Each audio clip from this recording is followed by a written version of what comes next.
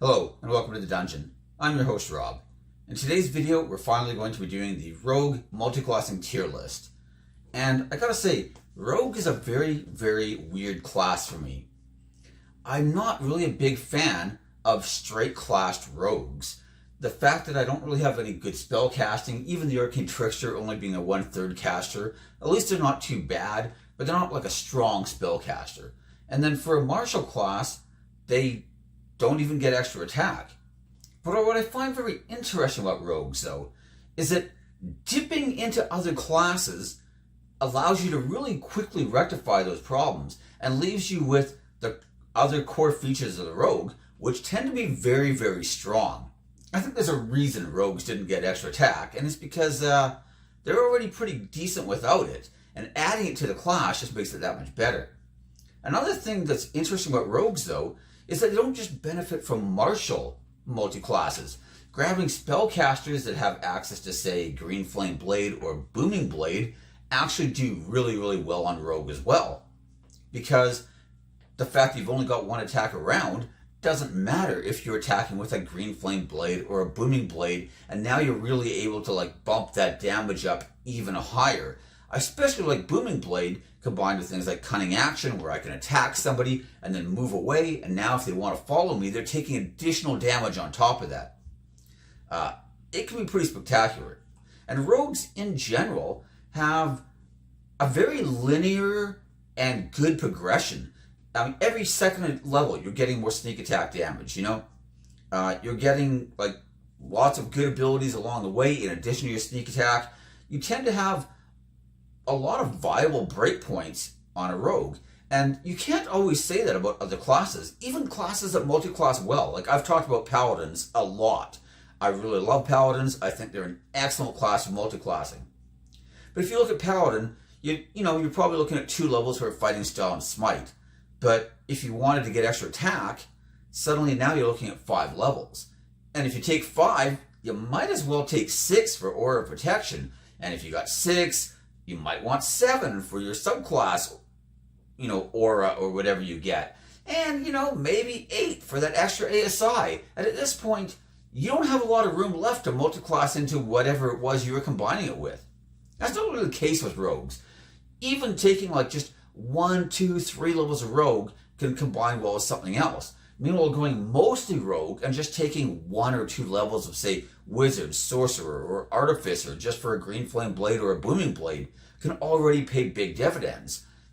And one thing I really like about the class is how viable and how versatile it is for these multi dips and tons of different classes. Rogue is one that doesn't really have a lot of terrible combinations and has a lot that are A's and B's and even a couple S's in my opinion. So enough preamble, let's jump into the actual heart of the video. Now, as I always say, when I'm multi-classing, I tend to be looking for a few key components. Number 1 is to become better at whatever my core proficiency or my core desired role is. That could be as a damage dealer, that could be as a skill monkey in the case of rogues. Whatever it is, I want to take one thing that does that thing well, add it with something else that does that thing well, and just kind of get the best of both, right? Reason number 2 is to cover for weaknesses in the class. So this could be an example of, say, maybe I'm playing a melee-focused rogue, and I want to be that skirmisher type. I'm going to be darting in and out of combat, but I am kind of squishy, and I don't have great armor, and I'm maybe a little concerned about that. But things like the shield spell or absorb elements can suddenly add a lot more durability to my character. And this can really boost the survivability on these types of characters with potentially just a very small investment. Reason number 3, which I always say is the worst reason, but still not a bad reason, and that is to add more utility or versatility to the class. And this tends to be a lot of out-of-combat stuff usually, which is by not any means a bad idea to add to your character. It's just that usually if your character is going to die, it's probably in combat, and that's one of the reasons I consider versatility to be kind of lower on my list of priorities. That being said, though, I personally love versatile characters. I love characters that can, kind of do a bit of everything. even if I'm not the best at it. And so, I still consider it a good reason to multi-class, right? And that could be the case of like a rogue who decides to maybe just grab like a few levels of wizard or warlock with Pact of the Chain, and maybe they just want the familiar, and then the familiar can scout for them, and now they don't have to separate themselves from the party. Those kind of things. Maybe adding some ritual spell casting to the mix as well. These can really help to like flush out your character, right? But it's generally not as good of a reason as making yourself better at, like, say, combat, for example. Now, like all my videos, I'm going to be using a system of A, B, C, D, and F, with the S tier reigning supreme. And I had a couple ones in here that I was tempted to put an S, but I like to keep S to be pretty exclusive. So I kind of bumped them down to an A. We'll call them an A+, even though I don't really use A+ or A- or any of those. But there were some legitimate S's, and I didn't really want to, I wanted to keep a bit of a separation between them, right? So that's going to be the basic breakdown there. As for the actual class combinations, this is going to be the heart of the video, so let's just jump in. As always, we're going in alphabetical order, and we're going to be starting with Artificer. And Artificer plus Rogue is actually a very, very strong mix. So strong that I was tempted to just give it a straight up S tier, but I think it's going to be near the top of the A tier, actually.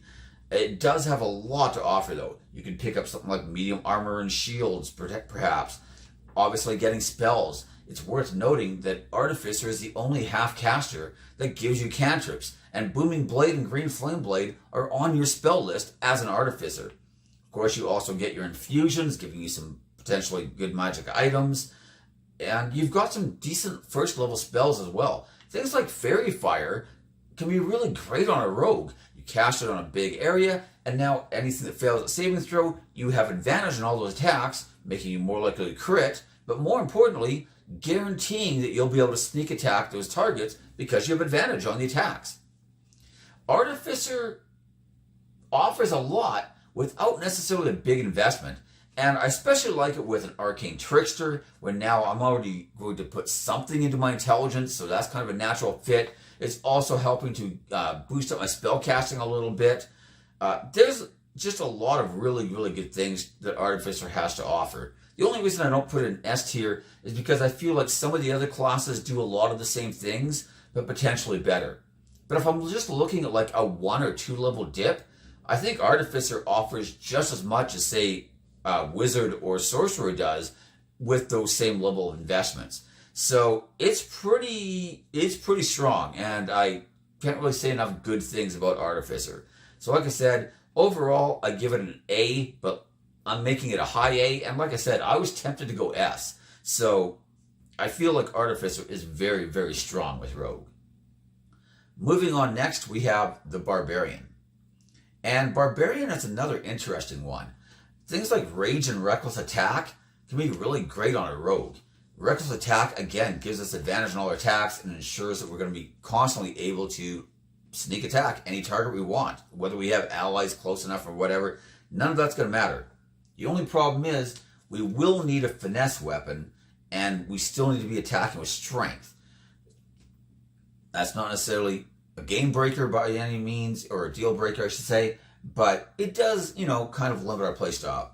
It also means we can't take advantage of, like, say, ranged builds, obviously. But it is pretty strong, and things like Rage plus, say, Uncanny Dodge really can, like, just cut the amount of damage we're taking down to practically nothing. Even, hard-hitting attacks, we can just basically ignore, like, 3/4 of the damage, on at least one of them per round, It's quite strong. I don't think it's quite as strong as some of the others, but I was tempted to go with a low A or a high B. So just to be consistent and fair to the Artificer, we're going to round it down to the high B, but it is very good. And especially for a melee rogue, you could do a lot worse than go Barbarian. That is for sure. Next we have the Bard. And Bard is a very interesting combination with Rogue, because there's lots of ways we can play it. If we're just looking to boost our spell casting, that can be a nice boost. If you want to make like the ultimate skill monkey, this is awesome. Jack of all trades, expertise on top of our rogue expertise that we already had. Things like Lore Bard can give you more skills, and depending on how many levels you want to take, it could even give you some magical secrets. Things like Swords Bards can give you fighting styles, which can be really handy. Not to mention your blade flourishes. Again, pretty good. And depending on how many levels of blade you want to take, or even valor for that matter, you could be getting extra attack from it as well. That is a pretty deep investment, which, worth considering, but also worth remembering that's a pretty costly, you're not talking 1 or 2 levels like we were with some of the others so far, right? But that being said, it's still not too bad. I like Swashbuckler combined with Swords because we get to add our charisma to our initiative, and because we're going Swords Bard, we're already going to have a decent charisma.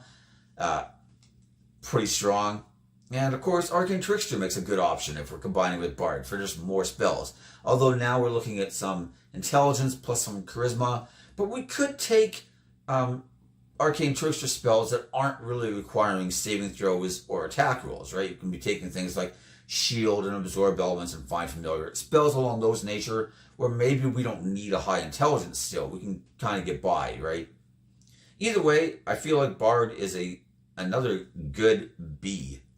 And probably a more upper tier B as well. If I'm really wanting to make a skill monkey, though, this is the way to go. So, given that was what your focus would be, then it's pretty much an S in that case. Because, that's pretty much the best at that particular build, right? Moving on to Cleric. Cleric gives us some nice spells, gives us some domain features. Guidance cantrip on rogues is excellent, allowing us to, just add even more to any skill checks we wanted to make. It is pretty good. Overall, I don't think Cleric is the strongest. I will, however, mention the Grave Domain Cleric and Assassin mix. I personally think this mix is a little cheesy and it's hard to pull off, but I don't feel like I'd be doing you any favors by just omitting it completely. So the idea here is that you want to turn yourself invisible, and then you're going to use your Path of the Grave ability from the Grave Domain Cleric, which gives a target vulnerability versus the next attack. So you're going to sneak up on the target, you're going to use the Path of Domain, or the Path of the Grave Domain feature, and then when you attack, because you're an assassin, if you sneak attack, it's an auto crit. And because you give it vulnerability, it means that crit damage, which is already being doubled from your normal damage, is also being doubled. It's pretty sick, but it also requires that you actually manage to sneak attack.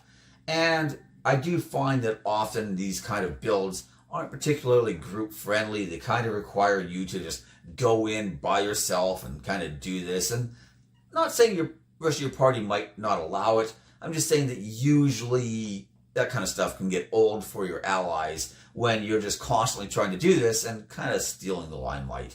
And that's really why I'm not a big fan of it. I don't think it's very party friendly. But it is incredibly powerful. So, just throwing that out there as a possibility. This is one that's been around for a while. So, internet forums have been talking about this for some time now. And I feel like I at least need to add it in just for the sake of completeness, Overall, I give Clerics a B, though. I don't think they're bad. I actually think it's quite a decent mix. I just think that some of the other ones are even stronger. Next, we have the Druid.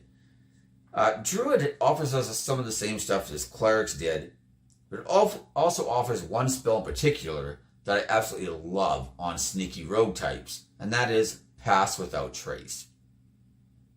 That spell makes it pretty much guaranteed that you can actually sneak up to and ambush practically anything.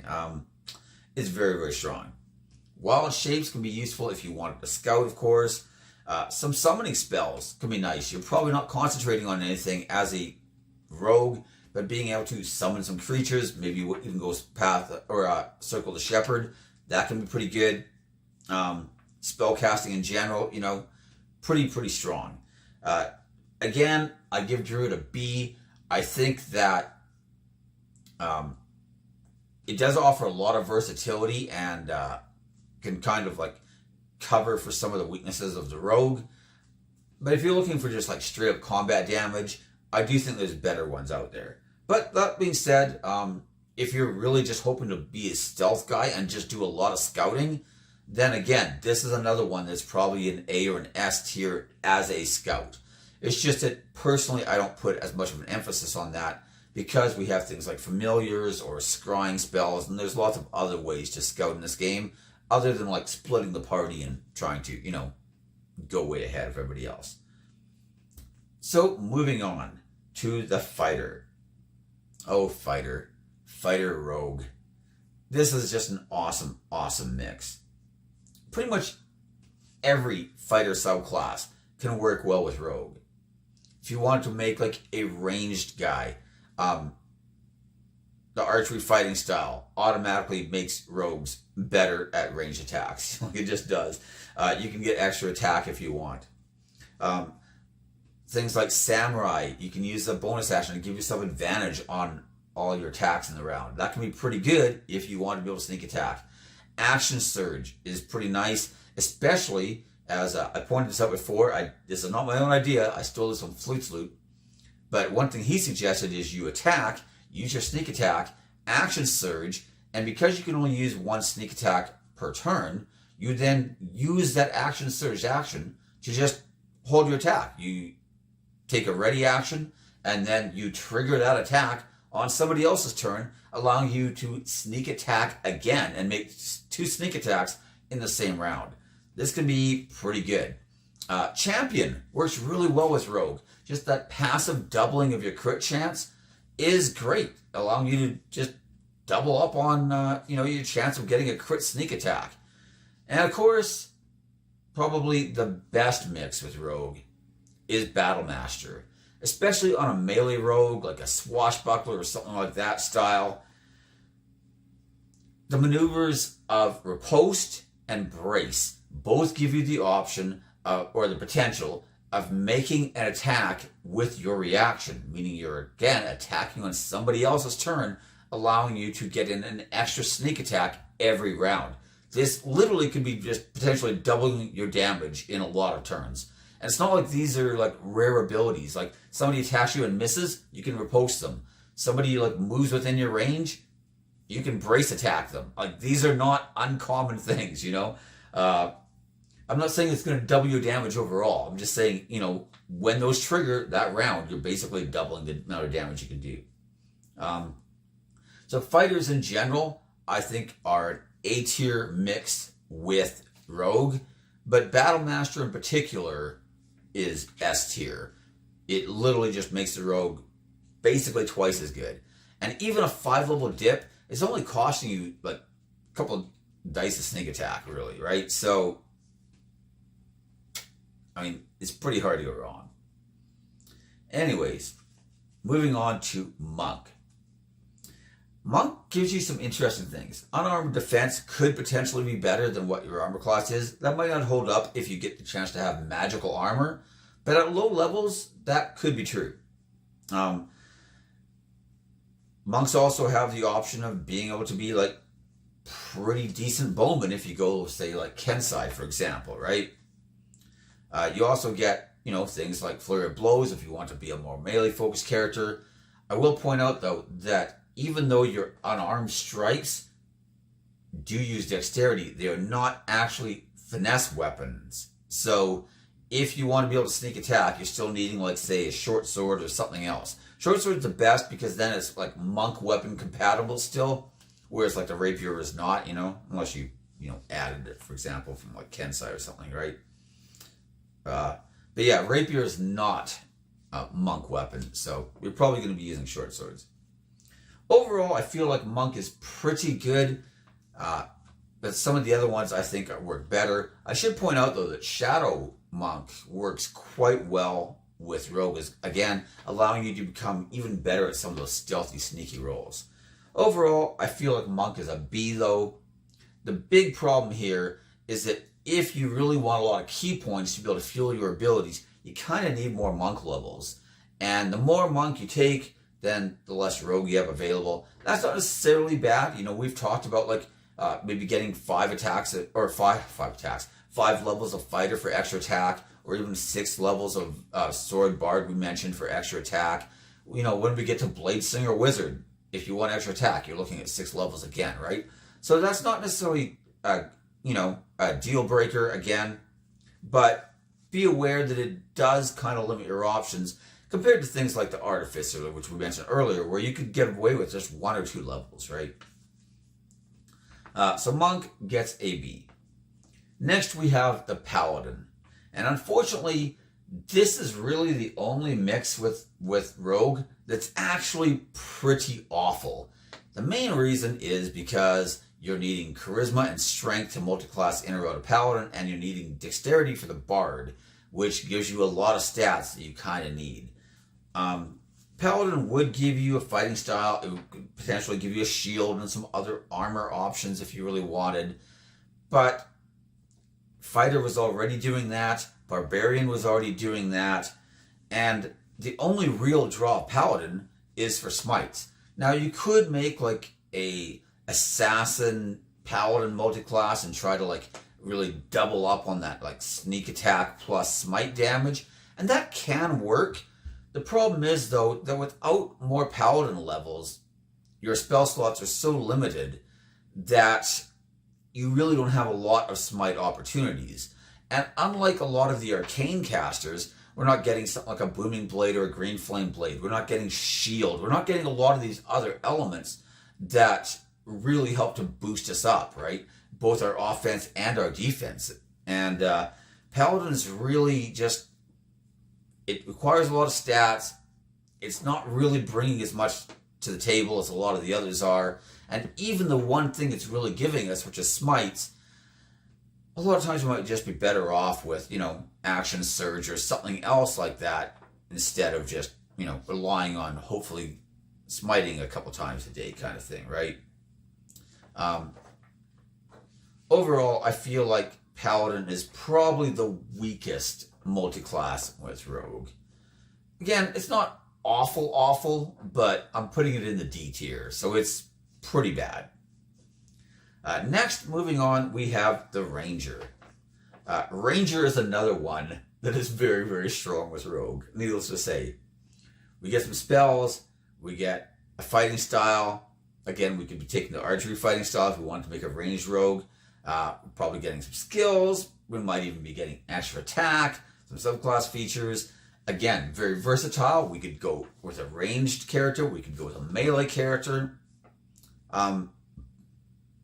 If we take 5 levels of ranger, not only do we get extra attack, but we can also take spells like Pass Without Trace, like we also mentioned under druid. And that's pretty strong. So overall, I would say rangers are an A. But we would be amiss if we did not mention the Gloomstalker plus Assassin.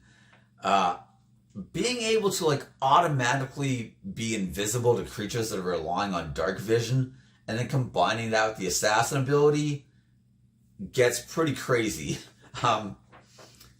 Needless to say, that is an S tier build in my opinion.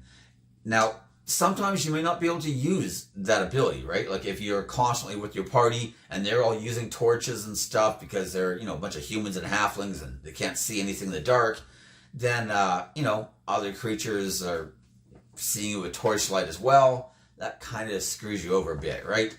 But most parties these days, you're lucky if you can even find a human in that party at all. They're all some crazy race or another that, should be like 1 in 1,000 in most campaigns, but instead they're like, a dime a dozen, it seems. So, when your party of all entirely non-humans strolls into the human cities, and then you're fighting in the sewers against things that would need dark vision, and none of your party needs a torch, you start suddenly looking really, really good.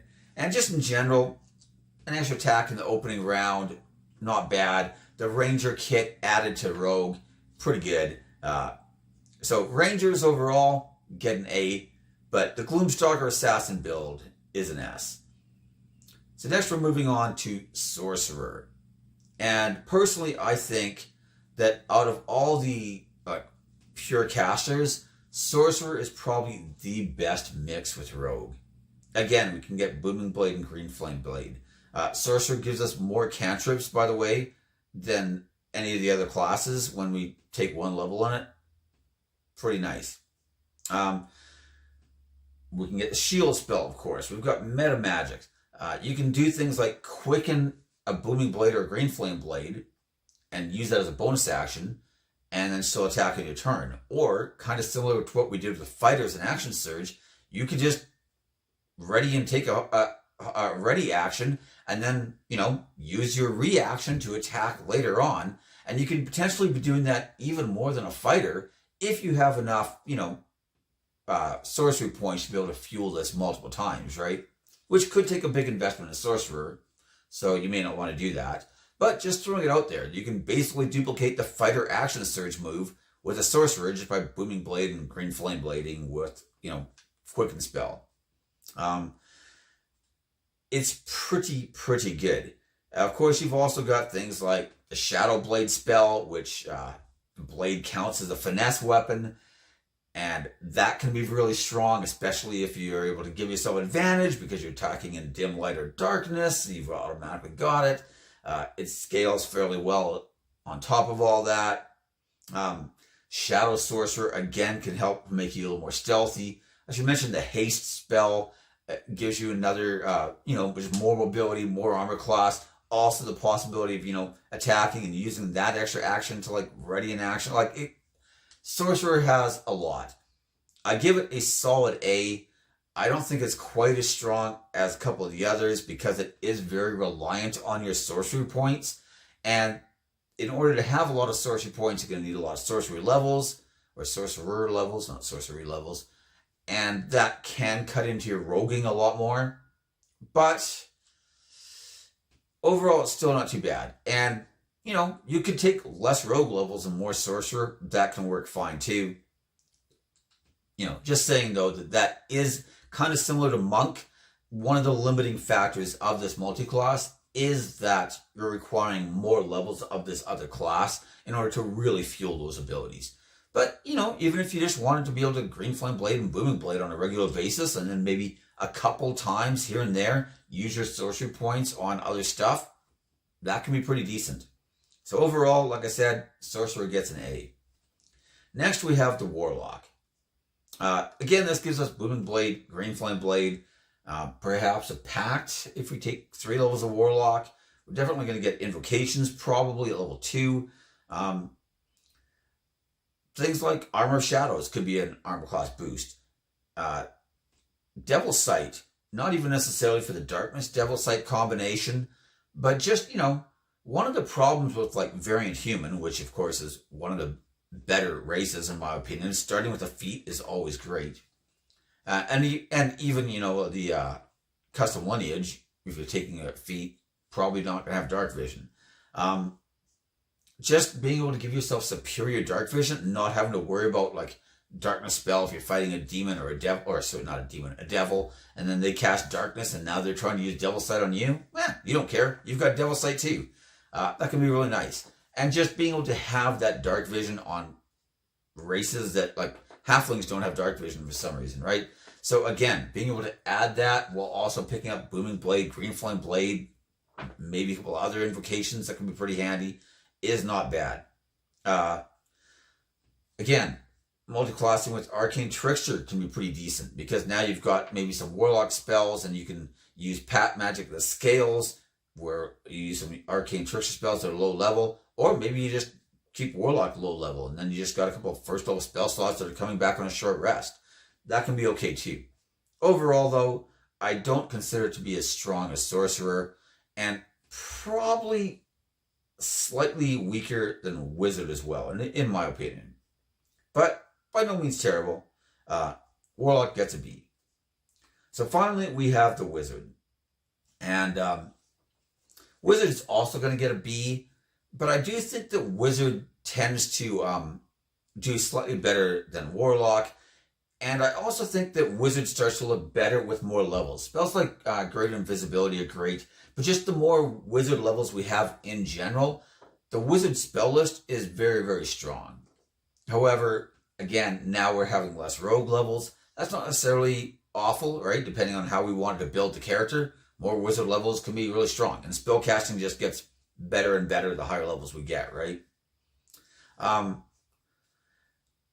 Especially in that vein, like the Bladesinger Wizard, though. Either with an Arcane Trickster or even with a Swashbuckler or something like that, playing like that melee-focused kind of skirmisher type role. Bladesingers don't just get extra attack, they get the best extra attack in the game, where you can literally use a cantrip plus get another attack on top of that, allowing us to Booming Blade or Green Flame Blade and still make a regular attack on top. We also get more mobility from Bladesong, we get some extra armor class, and it is really, really good. So overall, we're also getting other great spells, of course. We already mentioned Absorb Elements and Shield, but you can get Find Familiar from Wizard as well. Adding some ritual casting is definitely not the worst thing ever. Again, Shadow Blade, good spell. It's really, really strong. So while I give Wizard in general a B, I feel like the Bladesinger, possibly combined with either Arcane Trickster for more spellcasting or Swashbuckler, both of those are even better. I was tempted to put them in S tier, but I think they're probably an A tier, to be honest and fair. And either way, though, very strong build. And when we look at Rogue is one of these weird classes where really there's only one like particularly bad combination. Everything else is from pretty good to like really, really good. And I find that strange to me because I kind of consider like just straight rogue, like just no multiclassing at all compared to other straight classes, to be kind of middle of the road. I mean, they're definitely not as strong as most of the spellcasters as you level up. And, once you start reaching higher levels, I think things like fighters with action surge outperform them by vast amounts of damage. I feel like things like paladins with their auras are, pretty comparable offensively with their smites, but also offer a lot more to the rest of the party defensively. I just feel like the rogues are kind of like a middle of the tier class on their own. It's not that they're bad, it's just I feel like they're pretty strong at low levels, but I feel like a lot of the other classes just outscale them, Especially the lack of extra attack really kind of hurts them compared to a lot of the others. But yet when it comes to multiclassing, rogues are one of the best classes in the entire game. And it's kind of funny how that can work. And I find that one of the more interesting and fascinating aspects of 5th edition, and this is one reason I love multiclassing so much, is because it really allows you to kind of like create your own special classes and your own unique combinations. And I find it just be a really creative and fun exercise, right? And it's not necessarily always about power gaming. I'm not saying that optimizing and power gaming are bad either, though. I think they get a bad reputation, but I don't think that's entirely fair. There's nothing wrong with wanting to play a strong character, as long as you aren't trying to like deliberately overshadow everybody else at the table and you're impairing their fun. That's not good, right? But overall, I think that rogues are excellent at multiclassing. So let's sum everything up. In the S tier, we have our Gloomstalker Assassin build and our Battlemaster Swashbuckler or Battlemaster Assassin, both of which are in the S tier. And I put them both roughly on the same level. I don't know which one's actually better. I think they're both pretty close to each other. Next, in the A tier, we have our Fighter, our Artificer, the Ranger, and the Bladesinger Wizard with, either Arcane Trickster or Swashbuckler. Those are all kind of the top. We have the Sorcerer, and we also have... Did I put Barbarian in there? No, I put Barbarian in B. Okay, so in the B tier, we have our Barbarian, we have the Druid, the Cleric, the Bard, the Wizard, the Monk, and the Warlock. In the C tier, we have absolutely nothing. In the D tier, we have Paladin, and in the E tier, we again have absolutely nothing.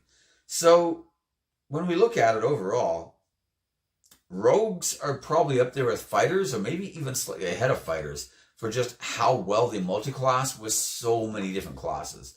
And I find that to be interesting, because like I said, I would not have necessarily expected it. I figured they'd do well with, certain classes that were going to give them Booming Blade and Green Flame Blade, and I figured they'd do well with certain martials, but the fact is, they fit well with almost everything. So, good on rogues. They're definitely one of the strongest multi-class options in the game, in my opinion. So anyways, that finishes the rogue video. We're going to, as usual, we'll probably spend the next few videos looking at some of the rogue subclasses we haven't looked at yet. We'll probably look at a multi-class build or two where we're going to be more rogue focused. And at some point, of course, we will then move on to sorcerer, and we will do the sorcerer multi-classing tier list, etc. But anyways, that's everything for this video. Thank you for watching. Feel free to like, subscribe, ring the bell for notifications, and most importantly, leave me your comments in the comment section. I love reading everybody's comments. I would love to hear people's comments on rogues and sorry about that. That's staying in though. Multi-classing rogue builds that they've maybe tried or would like to try. I love reading people's comments and seeing just like the creative things that people have done with some of the classes. Some of the stuff I read people, I'm just like, man, I never ever thought of that. Like, just bravo, good on you. Some people are just kind of light. Some people are very detailed in their breakdowns. But there are some creative people to listen to this channel, and I appreciate that. They're always free to give me their ideas and stuff. Some of which I steal and rip off without giving you credit, probably. And I'm sorry, I should not do that. But there's a lot of you, and it's hard to keep track sometimes. But anyways, that's everything. Thanks for watching, and I'll see you next time.